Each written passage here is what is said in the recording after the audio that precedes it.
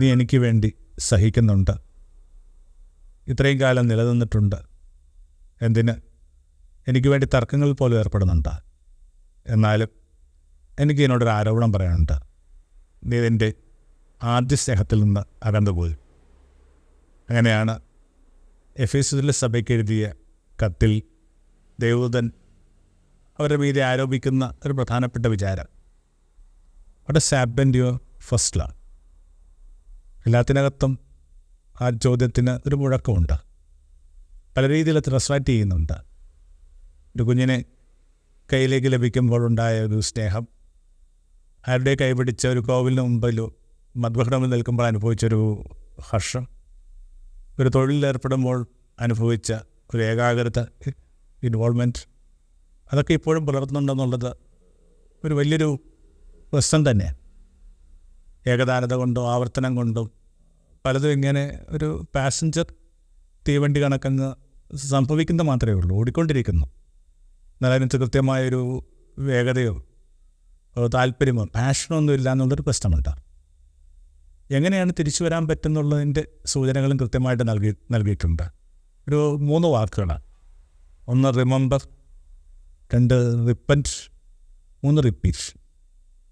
നീ എവിടെ നിന്ന് പതിച്ചു എന്ന് ഓർക്കാമെന്നാണ് പറയുക. ഓർമ്മ ഈ തിരികെ വിളിക്കുന്ന ഒന്നാണ്. വാസ്തവത്തിൽ ഈ ഓർമ്മയുടെ ഒരു ആനുകൂല്യം ഇല്ലായിരുന്നെങ്കിൽ, ആ പ്രിവിലേജ് ഇല്ലായിരുന്നെങ്കിൽ മനുഷ്യന് മുമ്പോട്ട് പോകുക എന്നുള്ള അസാധ്യമാണ്, തിരിച്ചുവരവ് അസാധ്യമാണ്. ഓർമ്മ ഒരേ സമയത്ത് ഭൂതകാലത്തിലും ഒപ്പം ആ ഭാവിയിലേക്കും വിരചൂണ്ടുന്ന ഒന്നാണ്. വാസ്തവത്തിൽ വർത്തമാനകാലത്തിന് ദൃഢത കൊടുക്കുന്നത്, അതിന് ഗ്രാവിറ്റി കൊടുക്കുന്നതും അതിലേക്ക് പ്രത്യാശ സന്നിവേശിപ്പിക്കുന്നതൊക്കെ ഈ ഓർമ്മയെ. ഓർമ്മകളെ തിരിച്ചു പിടിക്കുക എന്നുള്ള വളരെ പ്രധാനപ്പെട്ട ആക്ച്വൽ മെമ്മറീസ്. രണ്ടാമതായിട്ട് റിപ്പൻറ്റ് ചെയ്യുക എന്നുള്ളത്. ഇതിനകത്തും ഒരു അനുതാപം ആവശ്യമുണ്ട്. ജീവിതം എങ്ങനെയൊക്കെ ആവരുതെന്ന് നമ്മൾ കരുതുക, എന്നിട്ടും നമ്മൾ നിശ്ചയമായിട്ടും പതിക്കരുതെന്ന് കരുതിയ പലയിടങ്ങളും പതിച്ചു പോയി. അകലരില്ല എന്ന് കരുതിയിട്ടും നമ്മുടെ കൈകൾ അയഞ്ഞു പോയി. അപ്പോൾ റിപ്പൻറ്റ് എന്ന് പറഞ്ഞൊരു സംഭവം, ഒരു അനുതാപത്തിൻ്റെ ഒരു ജീവിതമുണ്ട്. അനുതാപം എന്ന് പറയുന്നത് ഈ കുറ്റബോധത്തിന് നിങ്ങളിങ്ങനെ കോരിപ്പിടിച്ച് അടക്കുന്ന ഒരു പ്രക്രിയയല്ല. അത് സർഗാത്മകമായൊരു പദമാണ് അനുതാപം എന്ന് പറയുന്നത്. മൂന്നാമതായിട്ട് എൻ്റെ ആദ്യകാല പ്രവൃത്തികൾ ആരംഭിക്കുക എന്നുള്ള റിപ്പീറ്റ്. ഒരുപക്ഷെ ഒരു ഇടവേളയ്ക്ക് ശേഷം ചില ആദ്യകാല പ്രവൃത്തികളൊക്കെ ആരംഭിക്കുമ്പോൾ അത്രയും സ്വാഭാവികമായിട്ട് നമുക്ക് അനുഭവപ്പെടുന്നില്ല. ചിലപ്പോൾ അതിനകത്തൊരു നാടകീയത പോലും അനുഭവപ്പെട്ടുന്നിരിക്കും. ഒരിക്കൽ പ്രണയികളായിരുന്ന 2 മനുഷ്യർ.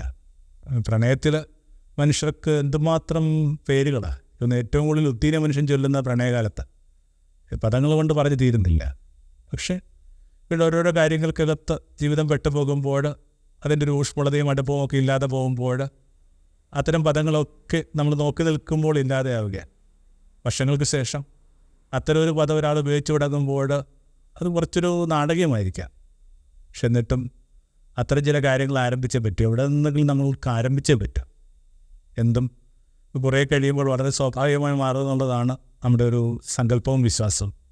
ഇങ്ങനെ സോളമനെ കാണാനായിട്ട് വന്ന രാജ്ഞിയുടെ കഥ കേട്ടിട്ടില്ലേ? 2 പൂക്കളെടുത്തിട്ട് അവിജ്ഞാനിയായ ഒരു പക്ഷേ ലോകത്തിലെ ഏറ്റവും വലിയ ഞാനിന്ന് കരുതപ്പെടുന്ന രാജാവിനോട് ആ ക്യൂൻ ഓഫ് ഷേബ ചോദിക്കുന്നൊരു ചോദ്യമുണ്ട്.